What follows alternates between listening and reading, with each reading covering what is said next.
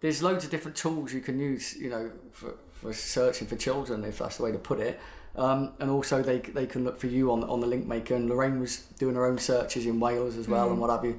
And yeah, I think just because it was the sibling group, you know, we were popular, I guess, because there's not many people that want. Because we were contacted by I think it was about 11 social workers contacted us via Linkmaker with regard to sibling groups. Yeah, it was nothing solid. It was more of a case of let me tell you that we have a potential match here, and she started to give us some, I suppose, high level detail about what that child's situation was and what the next step could potentially be.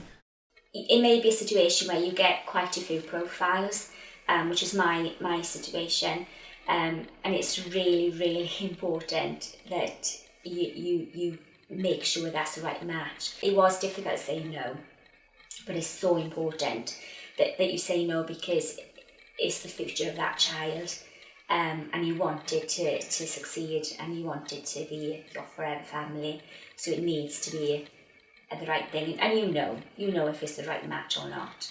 It's hard to put into words what it was about this little group of three. But we both got super excited as soon as we saw them. I guess, right, the only thing you could call it is maybe parental instinct, I guess. I don't know. Gut instinct. Because you read loads and loads of these, and you become obsessed with going on and looking all the time, and you think, well, you've got to give it a couple of days, a couple of weeks, and you read in loads. And yeah, they rung us, and we were like, oh, okay, it sounded good on the phone. So then we had a look at the profiles, and it was, it just felt right. It just felt right, and I don't. You can't really explain know why it felt right. When we were talking about the child, I could feel myself falling in love straight away. For me, I guess it was more of a rational process, because I didn't want to get emotionally involved only to find out that perhaps before we even met the child, this was going to be something that maybe we couldn't deal with. As it turns out, that absolutely wasn't the case. I just had the feeling, and then the more we found out, the more I was just sold. From the point of being kind of told about the child to the point of meeting the child, it was quite an easygoing process. So that then when you finally are presented with your child, you can kind of let all the anxieties and formalities fall away and understand that you're looking at a little human being who's now in your care, I guess. When the match came for the girls, I had information, and I thought, I don't know, but something was there that was tagging me towards these. So I asked for more information, and then I had more information, and I thought, it's still tagging. So we arranged a visit with the girls' social worker. Their social workers came to meet us. I was supposed to get a feel for us, and we just spent the day drinking tea and chatting, really. And they brought a DVD down. Yeah, they brought a DVD down that of the children had made. So we watched that. So you can get a really good feel for the children, and that was really strange, wasn't it? You were watching it thinking, that's our children. Yeah, that's our children. That's our children. Once you've agreed with all the sort, and we've all agreed that we are proceeding with the potential match on the children. You need to prepare the house to make it child friendly if it's not already. Prepare their bedrooms, and also prepare books for them during introduction or prior to introductions, so that they know who I am, they know where we live, and what their bedrooms are going to be like. And then we take all this information to matching panel, and then we go again into a room with all these people, and you say why you feel you're suited to these children, and then they come out and say yes. Matching panel was very, very different to the approval panel.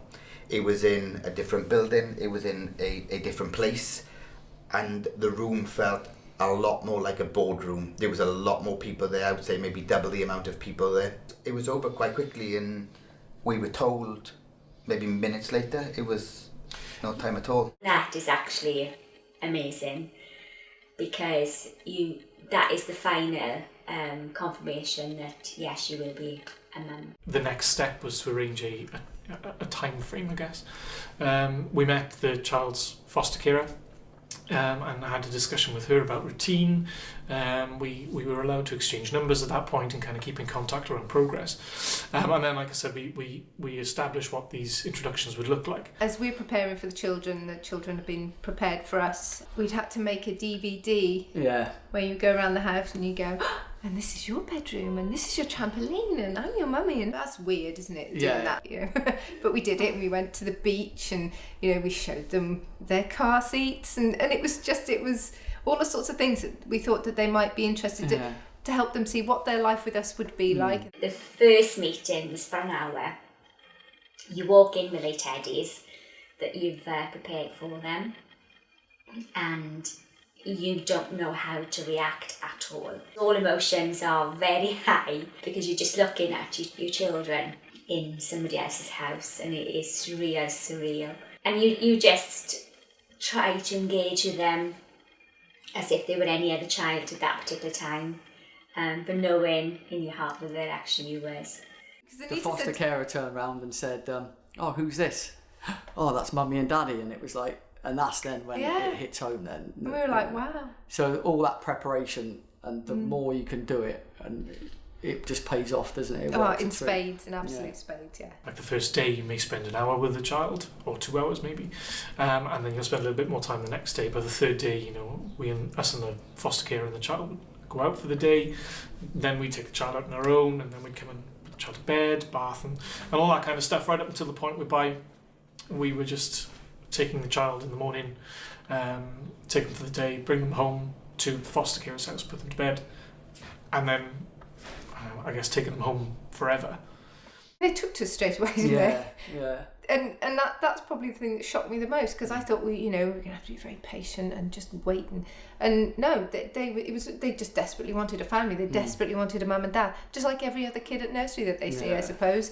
And they took to us instantly, which was great, because in the back of your mind, you in the run up to it, every now and again you're thinking, I hope they like us. I hope they like us. What if I don't like them? What if, because you don't know, because it is such a basic fundamental thing. But we loved them as soon as we walked in. You just know. Walking in and you see this little person who you've only seen in photographs prior to that point, who you only know about through somebody else's words, as a real live, moving around little person, who then you kind of put your arms out and he comes toddling over and sits on your lap and starts chatting away to you in his own little language.